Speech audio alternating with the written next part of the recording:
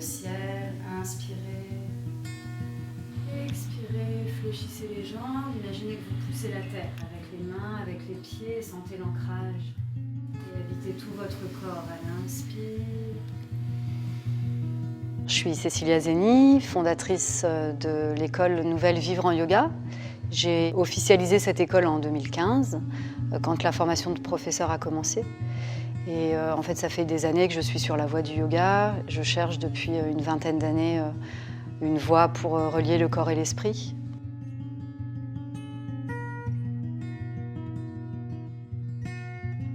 J'ai commencé par la danse contemporaine.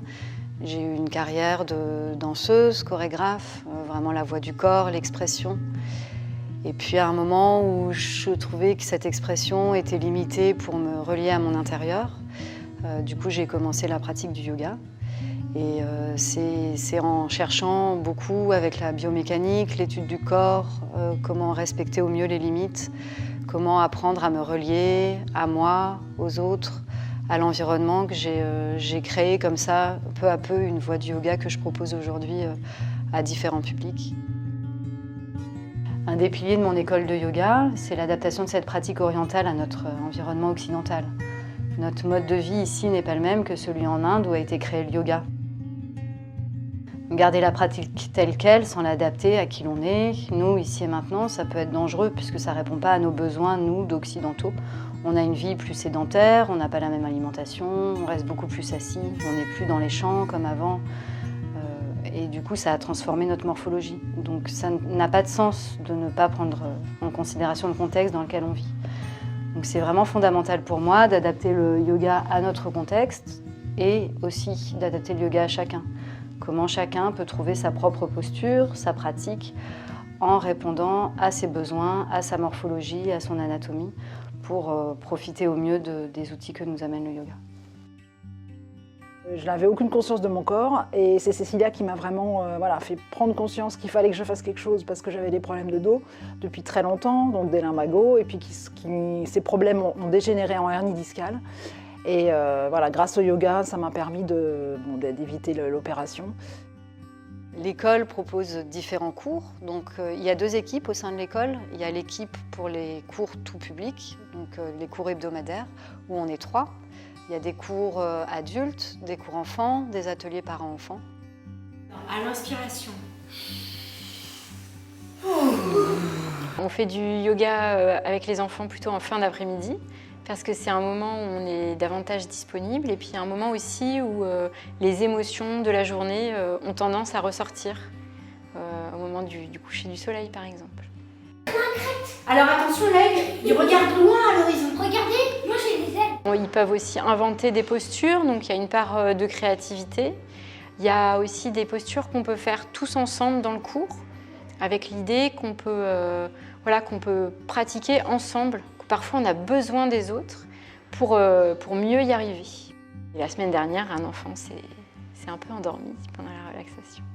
Alors, c'était quand même le signe qu'il avait trouvé une forme de relâchement. Ils n'ont pas quelque chose à produire, c'est pas une belle photo à faire. C'est trouver pour eux l'endroit de la posture qui est juste. Ça, en général, après une journée d'école, ça libère quand même un peu du stress. J'adore le yoga et j'aime bien que ça me relaxe et ça me détend. Sur une inspire, on lève la tête vers le plafond. Voyez comment vous pouvez mobiliser vos cervicales avec douceur et bienveillance. Voilà, je suis à la fois en formation et en pratique d'enseignant, ce qui est aussi un moyen de se former finalement. Sentez là où c'est le plus confortable, où ça vous demande le moins d'efforts. Toujours dans la fluidité et l'ouverture. De maître en maître, finalement, je suis tombé sur Cécilia, qui m'a proposé son yoga qui m'a complètement correspondu, c'est comme ça qu'on dit. Donc voilà, et du coup c'était assez simple finalement. Ça a été long et puis quand c'est advenu, il y a une phrase qui dit que quand le lève est prêt, le maître arrive. Je crois que c'est pleinement ce qui s'est passé. L'école propose des cours de Hatha Yoga, qui est un yoga plus doux, et du Vinyasa Yoga, du yoga dynamique. Et puis, il y a une équipe pour la formation de professeurs et la formation intensive. Si vous levez les bras à partir de l'épaule, rappelez-vous, ça frotte au niveau du tendon sus-épineux. Et du coup, c'est en frottant à répétition qu'on fragilise l'épaule. Donc là, moi, je forme des professeurs et il y a plusieurs intervenants en naturopathie, alimentation, méditation, connaissance de soi, psychothérapie. Il y a 2 formations qui sont proposées. Une formation en 3 ans pour les personnes qui se destinent à l'enseignement et une formation en 2 ans qui est une formation intensive pour les personnes qui veulent vraiment s'approprier les outils du yoga. Je reçois en psychothérapie, en libéral, et pour moi, en fait, c'est la même porte d'entrée. C'est-à-dire que le yoga permet d'aller se relier à soi par le corps, la psychothérapie par la parole. Mais du coup, c'est comment guérir les blessures profondes avec cet outil que nous avons, cet outil formidable qu'est le corps.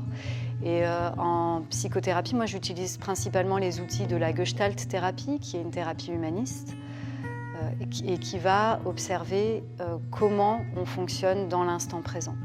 Cette thérapie humaniste, c'est vraiment le prolongement du yoga. Et pour moi, la Gestalt thérapie nourrit le yoga nourrit la Gestalt thérapie.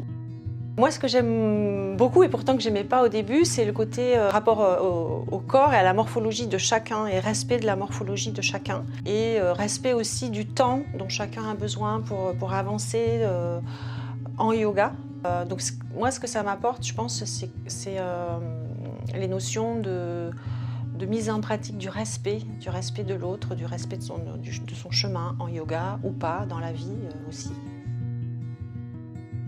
Je propose des stages ouverts à tous et des stages pour la formation intensive et la formation professionnelle avec différentes thématiques. Ça peut être des stages en résidentiel, des stages à Paris, des stages à l'étranger, des stages en région. Je propose aussi des stages yoga et danse parce que la danse est pour moi essentielle déjà dans mon parcours. C'est trouver l'immobilité par la mobilité, le silence intérieur par la musicalité. Et du coup la relation yoga et danse est pour moi vraiment fondamentale. Quand on est en stage résidentiel, on peut allier les deux, travailler le yoga le matin, la danse l'après-midi. Et le principe des stages résidentiels, c'est aussi de vivre ensemble, comment on peut développer une harmonie, diffuser des valeurs, vivre des valeurs humanistes en partageant le quotidien, en cuisinant, en vivant ensemble, en étant à l'écoute de l'autre, à l'écoute de soi. Le yoga est un lien qui permet finalement de faire tomber tout ce qu'on s'interdit en fait au quotidien quand on rencontre un groupe dans un autre contexte en fait. L'école s'appelle École Nouvelle Vivre en Yoga. École Nouvelle, ça fait référence à toute l'école nouvelle en pédagogie où l'apprenant va être dans l'expérience en processus d'apprentissage et vraiment à l'œuvre au niveau du processus. Comment il peut se saisir dans la pratique pour comprendre et avancer sur la voie du yoga.